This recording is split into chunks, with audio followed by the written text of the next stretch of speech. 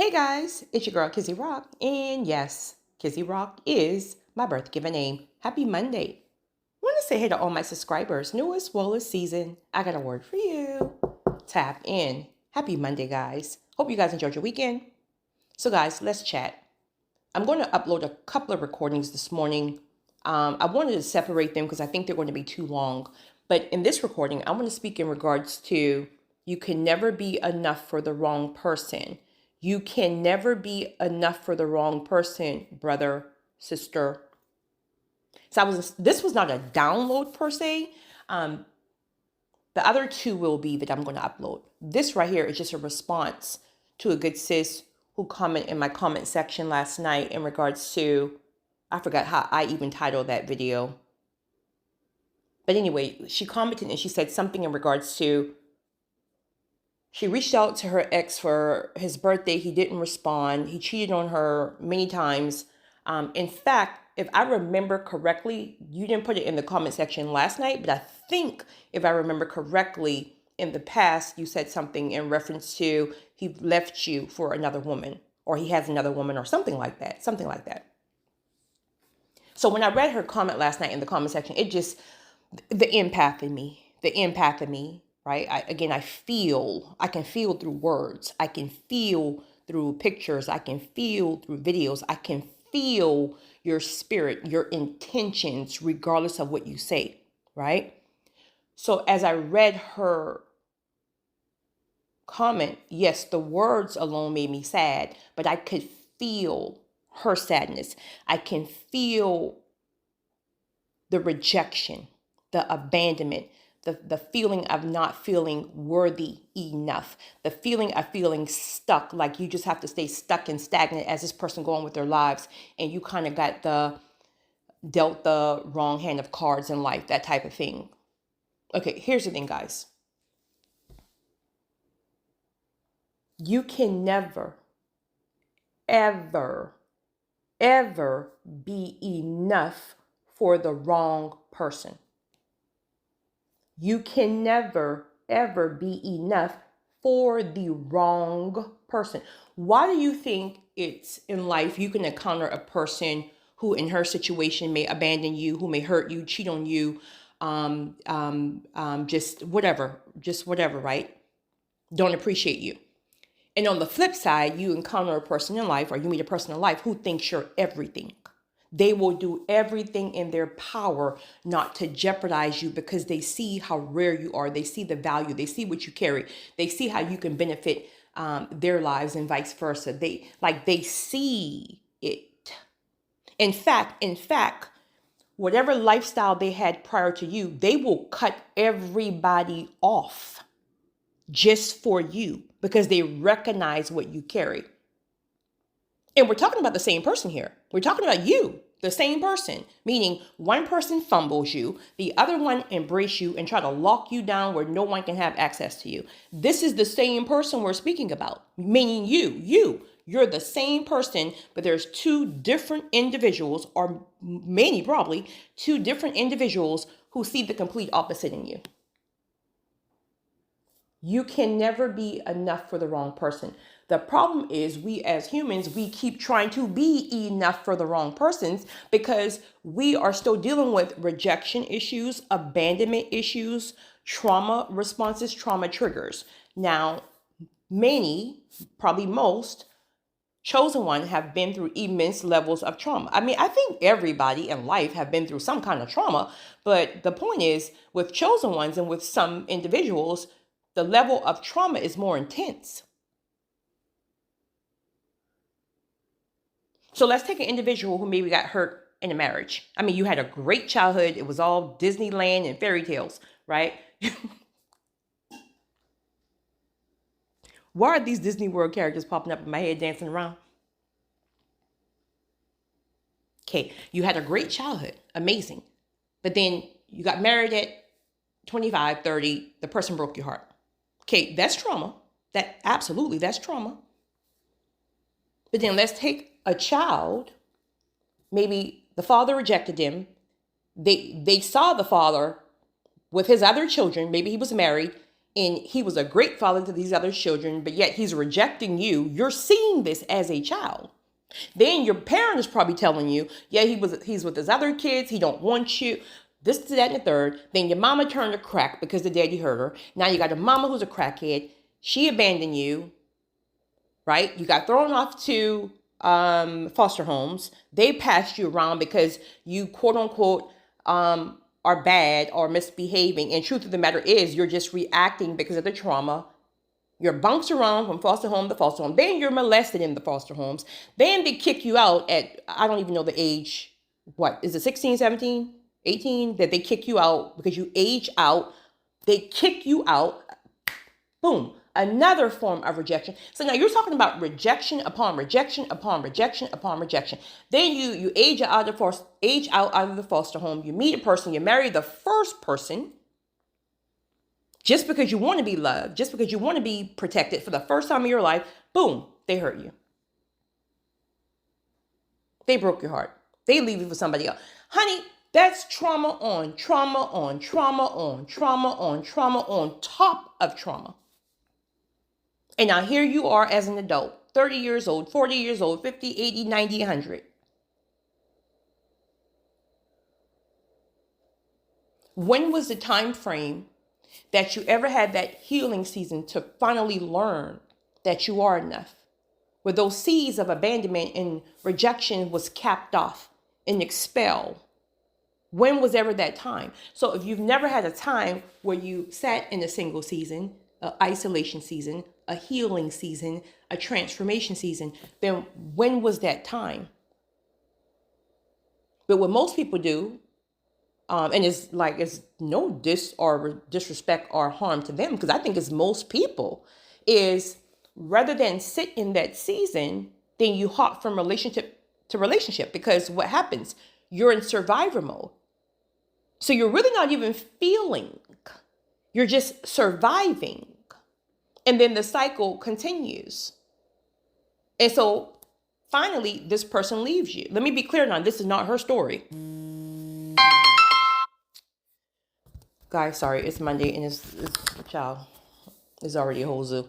I want to be clear. This is not her story. I want to be clear. I'm just throwing out what's coming to my spirit, if you will. So finally, you meet a person, and the person who rejects you, he left you for another woman. And all you want is this person. It's the only person you're craving.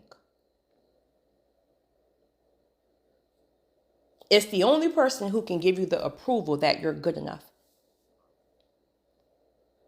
Do you know you're making that person your God? Now, respectfully, it's not intentional, right? But you're making that person your God. You're worshiping this person. But truly, what you're trying to do is you're trying to get this feeling of rejection and abandonment, the feelings that come with that, the feeling unworthy. You're trying to get that to stop. So you think this person can cap that for you. No, they can't. This is why when you're with the person, you still have those things within you. You're in survivor mode within the relationship. So you're in when he's there, you're in the relationship, but he's still cheating. Do you know that's constantly feeding that abandonment and rejection, an unworthy seed? Mind you, this is in addition to all the other traumas and rejection issues. So within the relationship, when you physically have them there, the fact that he's cheating, that is adding on to the trauma. So the trauma was never addressed. It was only masked.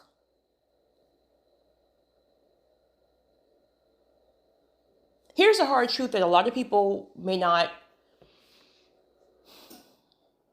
I don't know, maybe you can acknowledge it, but it doesn't feel good per se. Sometimes God will snatch the rug and allow the person to leave you.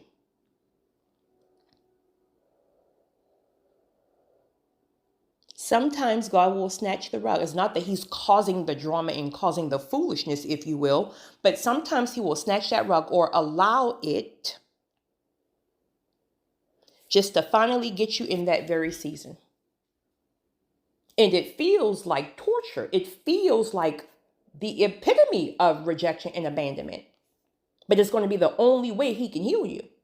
So now when God allows that person or uses that situation, I should say, to really get you in a season where he can really work on you, your confidence, your self-esteem, heal all this trauma. When that person leaves you, it feels like you've lost everything because it's not just the person. It's not just this one person rejecting you. You feel lost. You feel empty because that seed of abandonment, the seed of rejection, all those people, the parents, the father, the mother, the people in the foster home, all that stuff is coming up. So you're feeling all of that, not just the one person being removed. You're feeling all of it. So what you're currently feeling is everything coming to the forefront. Because once God separates you, and see, many times you're in a healing season and you don't even know it. You call it other things like, I don't know, I'm really depressed right now. I'm going through a season of depression, or I'm going through this, that, and the third. But it's really healing. It's just not that God knocked on your front door and say, hey, this is your season of healing. This is your transformation. This is your, right? So because it is not directly said, you have to tap into the spiritual realm to understand what it is God is doing in this season, that you may really feel like, I'm just depressed right now. And truly, you're feeling empty because God has emptied you out. He's working on you.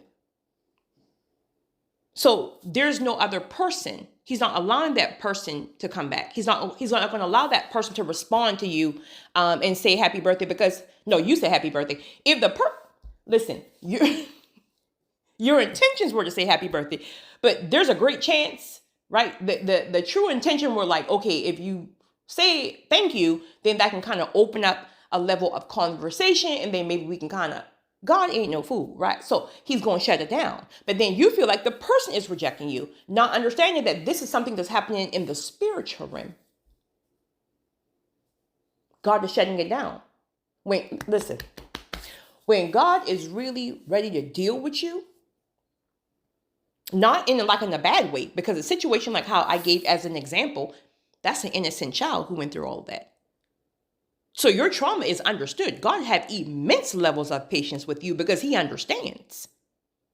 But when he's ready to deal with you because he really wants you to finally experience the best season of your life because you deserve it, because of all the things that you went through as a child that wasn't even your fault.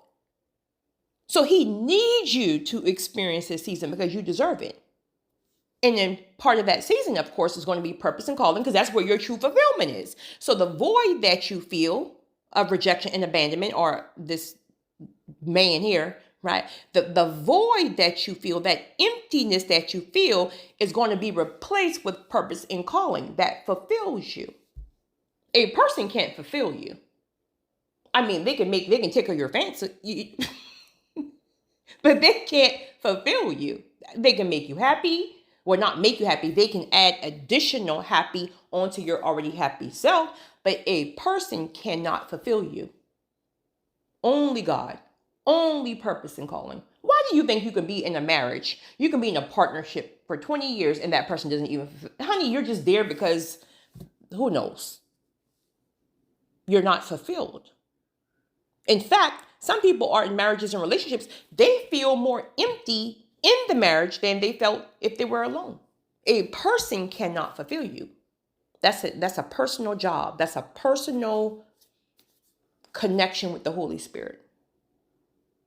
So there's a great chance that as difficult as this time is for you, and you may feel alone, you may feel depressed, you may feel like life just passing you by, this may very well be your healing season, your transformation season, your season of preparation for the next level, where everything, once you go through this season. Now, here's the thing. It's very important to follow your convictions and follow your instructions, because we can prolong the season. For example, not to put time frame, because there's no time frame on any of it, if you will, but you could potentially get out of this season in 1 year, meaning everything that the Holy Spirit is convicting you to do, even if it doesn't make sense to you, but you're just being obedient to your conviction, right? This is what faith is also all about. So within this time where you feel like, oh, I'm just depressed, I just don't know what's going on, Lord, I feel so empty, I was given a shorthand, like I just don't understand, everybody else's life is so happy and I've never had a happy life. And then he starts to convict you. Start going to therapy. Start going to counseling. Start getting in your word. I'm going to send you a person who potentially could be a mentor, or a person you can kind of just sit and watch and learn, right? Start this small little business. Start this, right? This may be building your confidence in certain areas, because maybe you're a little fearful, things like that, building your confidence. So it is little small things that he will tell you to do. And you're like, I'm depressed. I don't care nothing about no candles. I just want to get up out of the season. I just want my forever person. I want to be happy for the first time in my life. This is that and third. Okay, that's what you're saying. And that's what he want to give you. But the instructions he are giving you, it's like, this don't even make sense. Why am I going to go to therapy and I don't even have a person in sight? This man done left me. He's remarried. He's not coming back. But you're telling me to go to therapy? For what? Because he already knows what he's about to bring to you. When you come, see, the thing about it is when you come up out of this season, like when you pass like your last exam test, that looks like following all of your instructions, the things he tell you to do, regardless if you want to do it, regardless if you understand it, this is that and the third. He's really preparing you. He's healing you. And then after the season, you're going to have some kind of last exam test. That can look like all of a sudden that man, the same man who rejected, abandoned, won't respond even to a happy birthday text, all of a sudden here comes the enemy, but God will use it as your test. This man will, and mind you, at this point you're healed, you're whole. Now you know who your God is. So you're not making this man your God. You're not idolizing him anymore. You have a personal, intimate relationship with God. He healed you. Again, this can be a process that potentially happened 1 year if you follow all your instructions. But if you're rejecting every single thing that the Holy Spirit tells you to do because you don't understand it, it doesn't make sense. I need to see a blueprint. Honey, you'll be up in that season 75 years. You'll be up in that season 75 years, because no matter how much you want something, God is not going to give you something that you're going to self-sabotage, because then what happens? You're recycling the same level of trauma. Now he gives you the blessing. You self-sabotage it and fumble it because of your own trauma triggers, trauma responses. Then the thing leaves you. The new man leaves you. Boom. It sends you back to the very trauma, back to the very rejection and abandonment wounds and seeds. So make it make sense. Make it make sense. That makes no sense. So God needs to heal us first. Once he healed you and now you pass this last test, when that man call you, honey, you're going to be so turned off. Child, you're going to be mad that you even gave this man a time of day. Do you know who I am? I can't believe I even let you in the door to begin with. You were never on my level. But I couldn't see it because I was blind. So you're going to be upset with yourself that you even allow that man to play up in your face when he never even should have been there to begin with. And now guess who won't respond to text messages? You. Because now you're healed and you're whole. You know who you are. And guess what? You may not even have a new man at this point. Well, you do, but now it's the Lord, right? So you're not, child, at this point, you're good with or without. So now you don't respond. You pass that last exam test.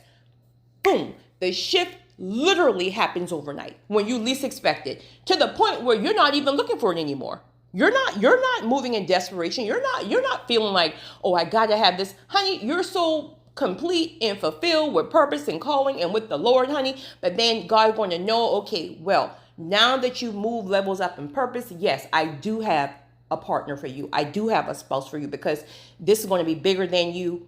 Job well done. You did the last 3 years of whatever purpose and calling that he have you tied to. But now remember, we go from level to level, right? Glory to glory.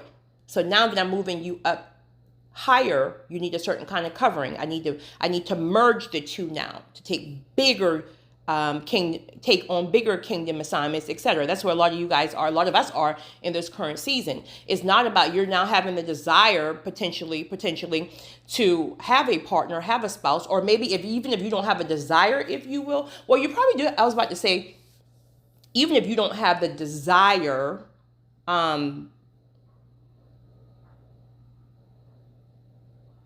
desire may find you, or it's going to be obedience over emotions, meaning you just know that there's a bigger purpose behind it, and you just surrender to it because you know it's going to be part of your next level destiny assignments. Job well done. You've made it this far on your own, but now you need a partner. Now you need a spouse. Now you need kingdom, I don't know. My coffee ain't kicking yet. Soul tribes, destiny helpers, things like that. So sis, you are enough. All of you, my brothers and my sisters and myself, we are more than enough. We're more than enough. We attract. We don't chase. But you got to know who you are. You got to know what you carry. You got to know this. You got to change the perspective. Most people are going to fumble you because of their own ignorance. Most people are going to fumble you because of their own self-sabotage. It's not about you. It's about them. But when your perspective is telling you that there's something about you, and this is why it's important to work on you so you can know it's not you. Because if you haven't really put the work in truly, and like you're truly just kind of, potentially it could be you. Maybe you are self-sabotaging. Maybe you're not great to be around. Maybe, right? But when you put that work in and you know your spirit is pure, and you know if you come in my life, right? Because whatever I touch turns to gold, point blank period. Favor finds me. If you're up under my umbrella, honey, you're going to prosper.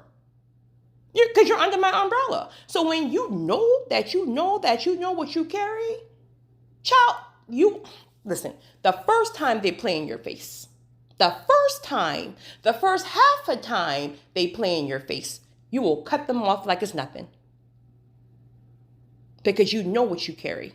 Point blank period. It's your girl, Kizzy Rock.